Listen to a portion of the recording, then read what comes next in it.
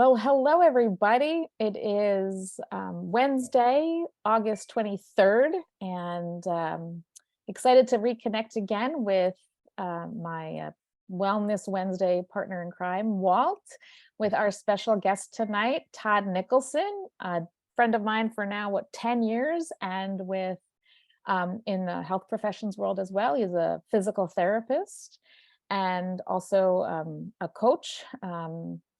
Out in Minnesota, and we're really excited to have you join us tonight. So welcome. Thank you. Thanks for the invite. I appreciate the opportunity to be here. Yeah, it'll be fun. So we've been talking a lot, every week we talk about self-care and how important that is and how overlooked it is. And, from the two of us being on the side of medicine still, that's the sick care. We see a lot of people struggling with inflammation and injuries and trying to feel like they're going to go one way and say, I'm going to get healthy and I'm going to go bust it out at the gym, right? Or I'm going to take a step in a direction that, I can't physically move really well. I'm not trained. And then they just accidentally hurt themselves in just simple walking. And we've all had experiences with injuries and traumas, but I'm sure you've seen your fair share of people who don't necessarily prioritize their self-care in your world of PT. And I think between Walt and I, we'd love to kind of pick your brain and talk a little bit more about that and how we can help people recognize what are some maybe different options that might help them more in the long term. Is that okay? You bet. Absolutely. Nope. Great. Happy to help with however I can. So cool. Walt? So Todd, again, thanks for joining us tonight. When you think about your experience, both as a health coach and a physical therapist, what would you say are some of the top topics that you cover with your clients around getting active and trying to put that in a line with a self-care plan? That's a great question, Walt. And when I first started as a physical therapist, we're taught kind of a reactive mode, and medicine is that way anyway. With you come into a doctor, they give you a medicine, right? You come into a physical therapist, we give you exercises. We may put our hands on you and try to fix the problem. We try to get to that problem and fix it. And that's the way I treated for a long time. And then when the health coach world entered my brain and I started looking at the patient as a more holistic approach, it's like, okay, this person comes in with chronic low back pain, and I'm a pretty good therapist that I can treat their low back, right? I can fix the problem. But then when I looked holistically, I thought, okay, they are 75 pounds overweight. They don't exercise on a regular basis. They don't drink enough water. Their sleep is horrible. They have stress out the wazoo. There's so many things going on that my temporary fix of the low back problem was not doing them a whole lot of good, because it was good for my business because they'd keep coming back, right? I could fix it, make it feel better for a while, but then they would come back. And I wasn't really getting to the root of the problem. So I needed to treat the whole person. And that's where the health coaching aspect came in. And I think people miss that part of it. They think, oh, I can go do this, and if I hurt my back, I'll go get some medicine from the doctor, or I'll go see my physical therapist or my chiropractor and get fixed. But we're not fixing them. We're just putting a Band-Aid on something that needs a lot more intervention than that. Yeah, that makes a lot of sense. And it's funny you talk about back. I had back issues for a number of years, and as my weight got on to the excessive side or the obese side, I ended up having to have spinal fusion therapy or surgery because the injections and the physical therapy no longer focused or provided any relief. So I guess another topic would be, what do you say to the weekend warrior who, from a time standpoint, can't commit to any type of a plan on a Monday to Friday and just goes out and hammers it all in a couple of days with the thought that they can suddenly get healthy? My first comment would be, I've got a spot at 8 o'clock Monday morning for you because you'll need it. So the thing is, there's so many ways to do something Monday through Friday, in addition to the Saturday and Sunday.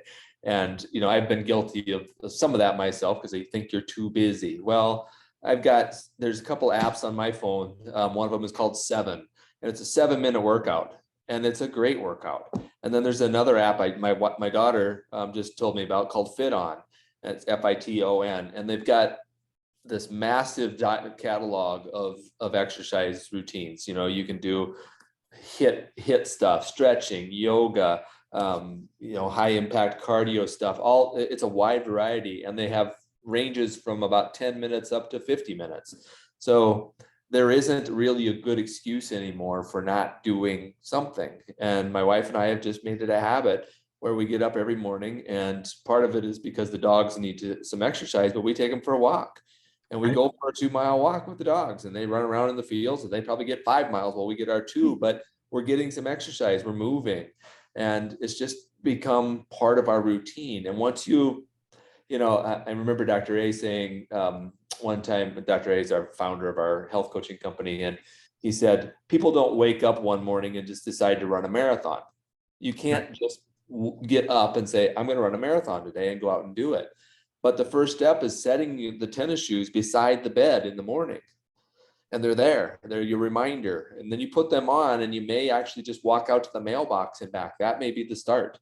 And that's okay. You're doing something. You're moving. And do it so that it's a gradual onset thing. And I tell people that a lot. Just be careful with overdoing right away. Take this. You're not going to run that marathon. There's nobody that goes out and runs a marathon the first day. You've got to train for that. So if your goal is to walk a 5K, then let's walk 6 blocks today. And then tomorrow you walk another 6. And then the next day you may be able to go 7. And you just gradually increase that. And it doesn't take a lot of time. And you don't have to go outside. I mean, I live in Minnesota, so it's going to start snowing here probably really soon. And although it's 106 today, so not today. But anyway, with my app on my phone, with all of those options that I can do right there in my bedroom or in the living room, it doesn't matter. You don't have to have a gym. You don't have to go out and spend a lot of money on gym memberships and that kind of stuff. Those apps are free. Yeah. Right. So, One of the things that that's so awesome, Todd, because one of the things I say to everybody, whether they're patients or clients, is, if you go too far too fast, or you become the weekend warrior, you're going to get hurt. You're going to think it took a lot of time, and you're not going to have any desire to do it again, because you're going to be beat up. I mean, how many times has anybody gotten shin splints because they decided to go for a run for the first time in 6 months? yeah. I mean, but if you did the mailbox or the end of the block, or you said and then there's the family, I don't have time to leave the family. You know what? This is going to be a little graphic. Everybody has to go to the potty every now and then, right? I mean, hopefully regularly. Just tell the family, I'll be back in 10 minutes. 10 minutes, walk out the door for 5, turn around and come back. And then you create the habit of a little bit, hey, that wasn't hard. I could do that again. Let's see if I can. And then all of a sudden it builds on itself. And that's the same example of baby steps are meant to be taken first. Yeah, and it's, absolutely. the weekend warrior, I just love that. I mean, now I'm going to have a vision of, I have an appointment at 8 o'clock in the morning on Monday. I mean, we've all been there. I used to do that. It's also not sustainable. Right. And so. No, because when you're hurt, you don't feel like, I mean, you get hurt that weekend, and then you don't feel like doing anything for maybe 2-3 weeks, and you have to go get treatment, and it's expensive, and there's all those things. But and to your point about telling the family that you're going to take 5-10 minutes to go out, walk 5 and 5 back, 2 things happen. One, you start creating that habit, but 2, your family sees you doing that, and then you're an example for the rest of your family. And I preach that to a lot of my clients. It's like, yeah, the best gift you can give your family is to be a healthy version of you. And so if they see you being that healthy person, then maybe they'll want to go with you. Right. So, yeah. I mean, that would be the first choice, right? Come with me. yeah. But, and a lot of, I was just talking to a couple ladies earlier this evening about, self-care, and that, we do for everybody else, and we don't do this. And this is what we've talked about for weeks now, is that Mhm. self-care model is so important, not only for us, but for our loved ones. And we want to be here and present and active, with them to do things and to experience things. Yeah. And it's kind of a no-brainer once you have the tools and the support to be able to start, right? That's the first thing. Yep. So when you think about the obstacles that come from this, right? You go out and you play weekend warrior or not, and you end up visiting Sharon because you've had the injury, because you finally decided to get up off the couch, as a phrase. And then you end up with Todd and fixing the knees, the back, what have you, hammies, pull a hammy. The question is how do you refocus, or what are some of the other obstacles that, aside from time, that you guys have encountered, that people think about or could think about in order to develop these healthy habits around weight management and motion? Yeah, for Sharon, you can go too, obviously, but I think that people are convinced that all they have to do is exercise, and if they exercise more, then if weight loss is a goal, for instance, they're going to go to the gym. They buy that gym membership January 1st or January 2nd and start their New Year's resolution, and they go for a month, and they step on the scale again and they're down a half a pound. And they are mad. They just spent a month working their butt off and spending a lot of money in a gym and not seeing the results that they were hoping for, because we can't out exercise a bad diet. So unless you're really thinking holistically, then you're going to be in trouble, because all you do is if you go out and exercise, and you exercise hard and you burn a lot of calories, then you either reward yourself with that extra cookie because you think you deserve it, or two, your body just says you need more calories. So when you go sit down to eat even a quote healthy meal, you're going to eat more than what you really need. And so we can't out exercise the bad diet. So having a structured program that is in place for you to then figure out all of the aspects of health: diet and nutrition, exercise, sleep, stress, water, surroundings, the whole thing, then that's when the exercise becomes an important part of what we do, but it's a part of it, and it can't be set alone. If it's alone, you're going to fail. So the obstacles are mindset that all I need is to move more. All I need is to exercise. And we've been talking about that. It's like, we just get out, put your shoes, go out for a walk. That's not enough though, guys. You gotta think holistically, because that mindset barrier of I will just walk more and I'll lose weight probably isn't going to happen. Yeah. And I was just going to say, the other thing that you just kind of talked about is, if you're thinking about it from an investment standpoint, not just an investment in time, but an investment in your personal capital, right? You're talking about going about it one way that leads to a visit to a physician, then a visit to potentially physical therapy as a result of the injury, of trying to just get healthy in one habit, if you will. And next thing you know, you've just spent a whole bunch of money joining the gym, and 30 days later, it's a half a pound. So, maybe what we need to kind of focus on now, and then Todd, you probably have already said many of these things, and Sharon, certainly we can all kind of chime in, is now, what would be tips for success for somebody who's listening to this and saying, hey, you know what, this makes a lot of sense, or this is what I've been doing this summer, and the fall's going to come around. What would be some tips for success that they may want to consider, along with that holistic idea of thinking about it from just more than exercise is the only way? Sharon, go ahead. Yeah. And, one of the things that it kind of answers the question, and also in recap of what I was hearing Todd say, is one of the examples that Walt has often used when we've talked to clients, and just by chance, Peter and Sophia were home last night and they were watching the movie Cars, and good old Lightning McQueen, and Doc Hudson and the spin out and turn right to go left and all of that stuff, right? We've all seen it. And the idea of, the 4 tires, we offer 4 components. So it's a nice analogy for us as coaches, but there's other things out there. And if you don't use all 4 components, if you use 1 or 2, you're just gonna go in a circle.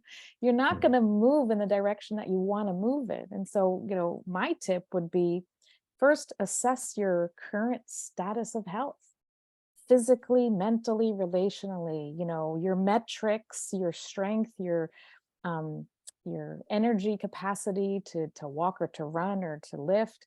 Um, and then connect with somebody. Could be an accountability partner, it could be a coach, it could be a friend, and say, I want to improve in all of these areas, but please don't try to improve all of them all at once, because that's what I was doing as a physician.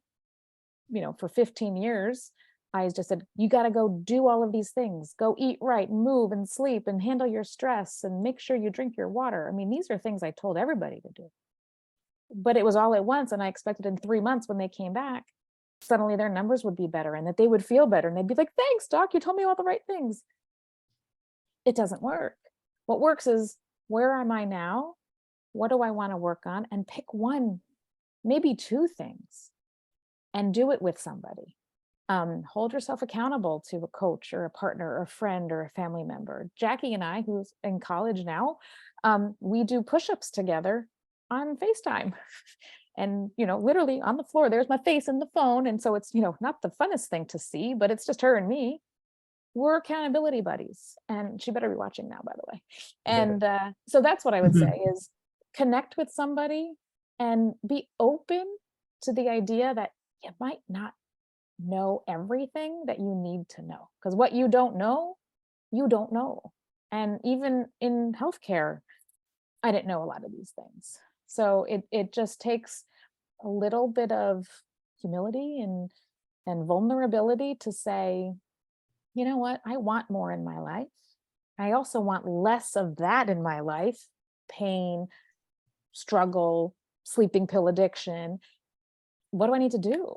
And then we have resources for anybody and everybody. You're already a fitness enthusiast, phenomenal. Let's start using some of our EAAs coming up next month. If you're a fitness professional or fitness enthusiast, but you want to work on, your mental well-being or your sleep or your stress, those are areas of our reality that we can start to improve so that we can thrive. I don't know if that really answered your question, Walt, but that's where I was going with it. I think it was awesome. No, I Great. think, yeah, your tips are exactly what I was going to say, Sharon, is that we're not meant to do this alone. And so people think, oh, I can, especially guys, it's like, I don't need any help. I can do this. I can go to the gym. I can eat better, whatever. And that's just a recipe for failure, because we're not meant to do that alone. I started with a group of some of my coaches, just an accountability Facebook group for exercise and nutrition this month, because sometimes coaches aren't the best example. And so I was just trying to get myself moving, and I wanted to do something every day. I didn't make it a requirement, but I do 100 push-ups every morning. And we're on day 23. I've got 2,300 push-ups in this month already. I started with being able to do 35 at a time, and now I did 75 today in one set, and then I rest, and then I do 25 more. But anyway, the point of me saying that is that if I didn't have my Facebook group to check in with, I probably would have skipped a few days. Right. I didn't really feel like it necessarily. But you know Right. what? I'm accountable to somebody else. Yeah. And so that tip is golden, because we're not meant to do it alone. And we've already talked about the baby steps and everything else. And Sharon hit on the blinders go up if you tell people to do 18 things all at once. They're not going to listen to you at all. They're going to do 0. If you Right. tell them to do 1 or maybe 2, they'll get that done. Right. And so I agree. golden tips. Yeah, and I can speak from the example myself. It was only a little over a year ago. I was 300 pounds. And every time I went to cut the lawn, I would cut the lawn, and then I would be so sore and so tired, I'd come in and get in the recliner and watch TV and fall asleep and take a nap. And then, I wouldn't want to get up and do anything else because now I was sore from cutting the grass.